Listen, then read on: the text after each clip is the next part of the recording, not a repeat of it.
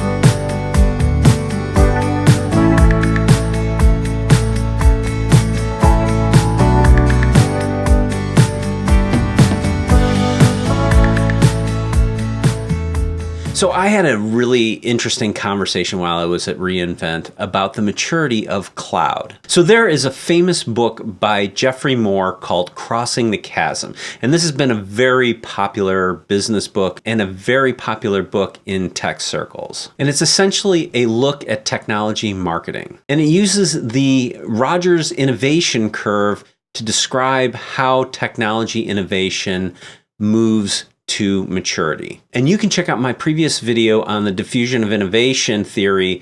I'll put a link up here, hopefully somewhere along here. So the person I was talking to was adamant that cloud had become very mature and that we were actually sitting in the laggard category. And that would mean that the technology is so pervasive that even the strongest naysayers have been forced to get into the market.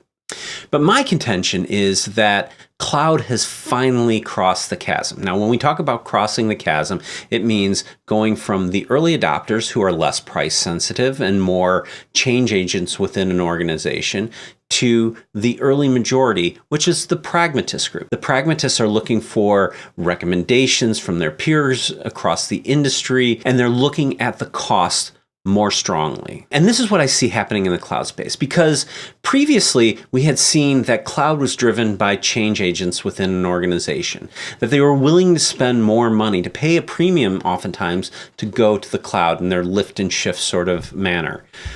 Now what we're seeing is that people are really looking at the costs, and they're really seeing what the costs of putting applications in the cloud are, and they're really looking at the big shift from capital expenditures, fixed capital expenditures, to variable operational expenses. And so what this tells me is that we have kind of left behind the early adopters who are not as price conscious, but we've moved into more of that pragmatist category where they are getting more price conscious. And they're selective about what has been successful in the cloud and what they're willing to move to the cloud. And all this tells me that the pragmatists are in the market now. And much of this has been driven by the massive rise of SaaS. And these SaaS companies are much better suited to take advantage of the cost dynamics of the cloud. And these companies are also very intent on multi-cloud. And they see a world where the cloud is increasingly commoditized, which leads to a better bottom line for these SaaS companies as they drive a more competitive market. For all the talk of cloud over the years, I think we are finally seeing it exit its infancy, and it's poised for much more growth. And this is why I believe re:Invent continues to grow year after year. And we saw similarly large crowds at Microsoft's Ignite conference. And like I said, it's not only attractive to end users, it's also attractive to vendors. And vendors have cut back on their spending on shows, but they really brought it for re:Invent. And even vendors who don't have a lot going on with AWS were there because their customers are there. Even the VCs who don't like to travel much were there. So let's take a little walk through the vendors.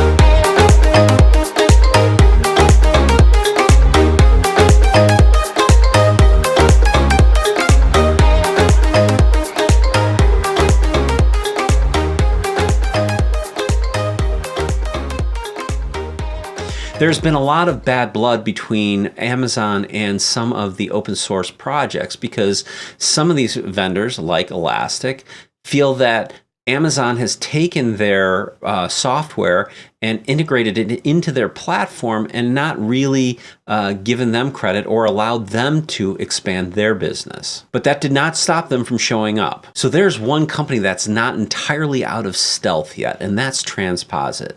And I'm very excited to see where this company is going. The company's CEO, Devani Lamas, is a super smart VC from Sutter Hill Ventures. And so this is a new project coming out of Sutter Hill, and the details haven't fully been revealed yet on this company. But this company has a tremendous amount of promise to fill in some of the significant gaps in the industry right now. And they weren't ready to do an interview right now, but I'm going to keep working on getting an interview with with them, and hopefully I'll be able to get that soon and I can reveal some more details about this company. So there's one interesting side note about reInvent.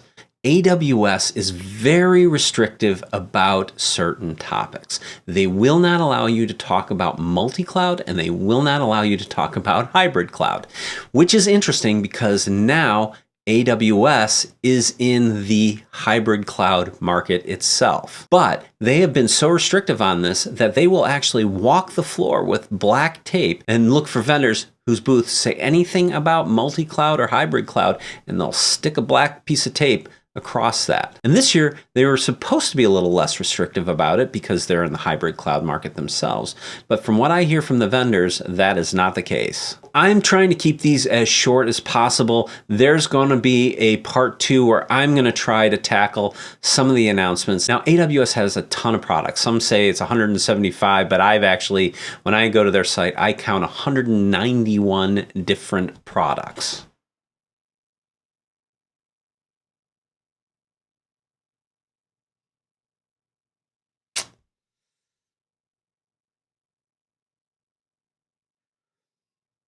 That's quite a list. So I'm going to do my best to highlight as many key announcements as I can. So thanks for watching. I really appreciate it. And if you like what you saw, please click the like button, hit the subscribe. If you want updates, click that bell, and I will see you in the next video.